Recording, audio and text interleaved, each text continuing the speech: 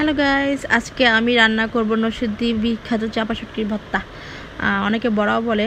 আপনারা ইচ্ছা করলে আমার রেসিপিটা ফলো করতে পারেন, কারণ আমার রেসিপি অতি সহজে, যতটুকু সম্ভব সহজ করে।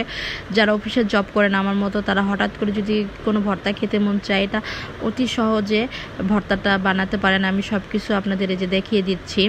প্রথমে পেঁয়াজে মরিচ শুটকি সব ব্লেন্ডার করে, তারপরে সুন্দর করে আপনার কচু পাতা হোক বা লাউ কুমড়া, মিষ্টি কুমড়া, যে কোনো পাতাই হোক না কেন, এভাবে নিয়ে বলটাইতে হয়। বলটিয়ে তারপরে দিয়ে সুন্দর করে পেঁয়াজ দিতে হয়। আমি অনেক সুন্দর করে আপনাদেরকে ধীরে ধীরে দেখাই দিচ্ছি। আপনারা আপনাদের মন মতো করে এভাবে বানিয়ে তারপরে এভাবে আপনাদের ভাজতে হবে, অল্প জালে ভাজতে হবে, ঠিক আছে? ধীরে ধীরে ভাজতে হবে, কারণ এই পাতাটা একটু সিদ্ধ হওয়ার জন্য সময় দেওয়া লাগবে।